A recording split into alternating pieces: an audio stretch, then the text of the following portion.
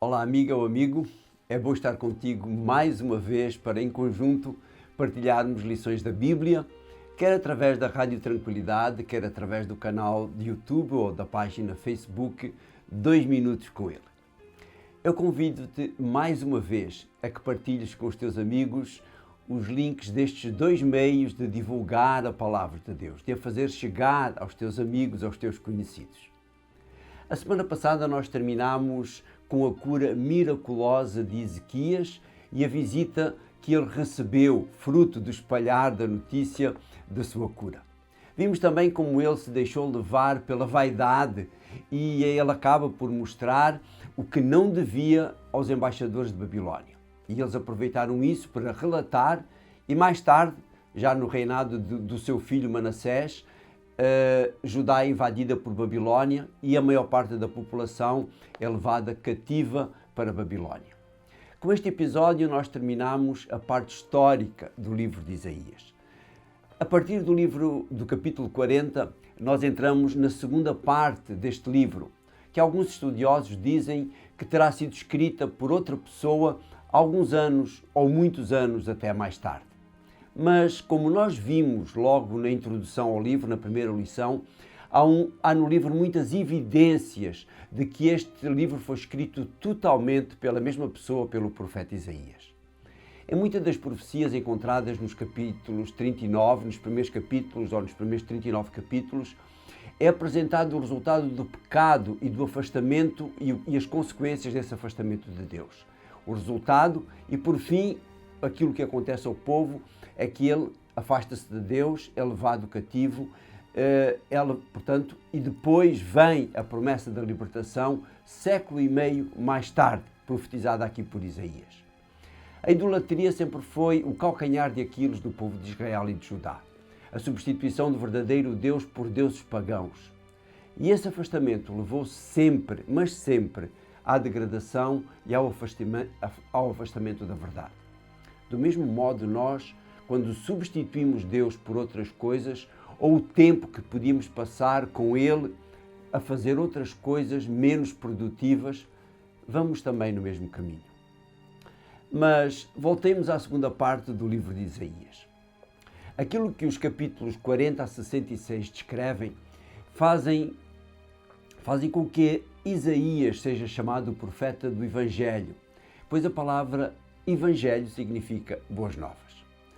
Um exemplo disso é o verso base da nossa lição, que vem no capítulo 40 e no versículo 9, que diz assim: Sobe a um alto monte, pregoeiro de Sião, levanta com força a tua voz, pregoeiro de Jerusalém. Levanta bem a voz, não tenhas medo, e diz às cidades de Judá: Vem aí o nosso Deus. Enquanto que nos primeiros 39 capítulos Isaías apresenta uma mensagem de repreensão, ele aqui apresenta promessas de consolo e esperança. Numa linguagem simples, mas inspirada, ele apresenta o futuro glorioso de Israel, a libertação dos seus inimigos, a vinda do Messias e o estabelecimento do reino messiânico. Profecias que vão muito para além do seu tempo e que chegam até para além do nosso tempo. Esta segunda parte do livro fala do êxito do Senhor em fazer Israel voltar à posição que ele tinha, para que o Senhor os tinha escolhido, e ser uma luz e uma esperança para o mundo. O profeta visualiza, entre aspas, o tempo em que Deus terá compaixão do seu povo e lhe concederá as bênçãos da justiça e da paz. Nestes 27 capítulos, portanto do capítulo 40 ao 66, vamos encontrar muitas profecias relacionadas com o Messias, o seu caráter, o seu ministério, a sua vida de serviço a favor dos outros. Por incrível que pareça, até descreve o crescimento da Igreja e a sua relação com os gentios. Mas isso vamos ver mais à frente. Outro tipo de profecia contida nestes capítulos vai para além de nós, com descrições do planeta Terra restaurado e semelhante a quando saiu das mãos do Criador. Isaías começa esta segunda parte, como eu disse, de forma magnífica. Vamos ver os 2 primeiros versos do capítulo 40, onde ele diz: consolem o meu povo, é o vosso Deus quem o pede. Falem ao coração de Jerusalém e proclamem que acabaram os seus trabalhos forçados e será pago o seu crime, que já recebeu do Senhor o dobro do castigo dos seus pecados. É desta forma que começa o capítulo 40, com uma profecia de boas novas, uma profecia de esperança, apesar da apostasia a que Manassés levou Judá e às consequências tristes da mesma.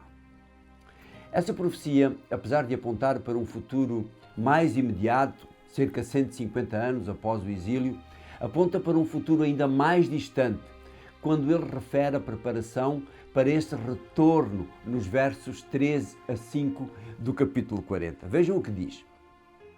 Ouço uma voz que grita: preparem no deserto o caminho do Senhor, na estepe.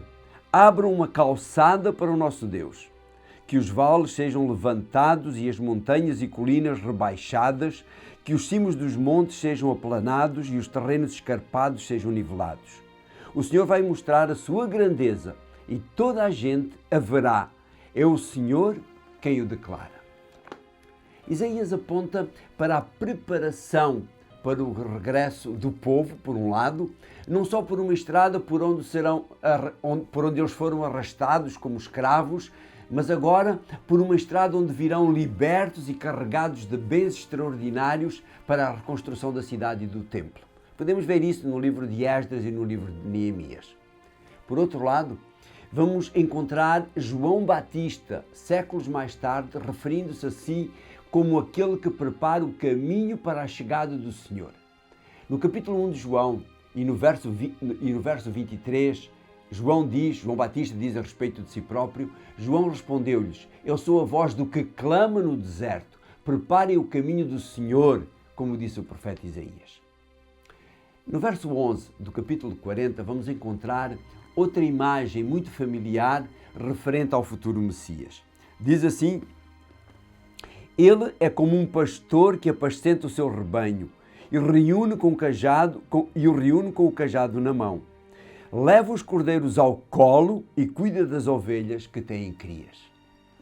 Um outro aspecto já destacado nos primeiros 39 capítulos e que Isaías realça aqui no capítulo 40 é o contraste, se assim quiserem chamar, o contraste entre o poder de Deus e a sua misericórdia.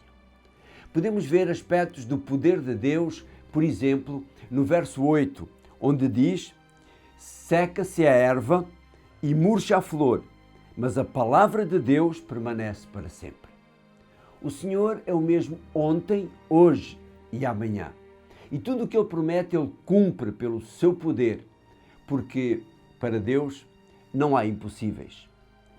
Vejamos agora o que diz o verso 26. Levantem os olhos para os céus e vejam.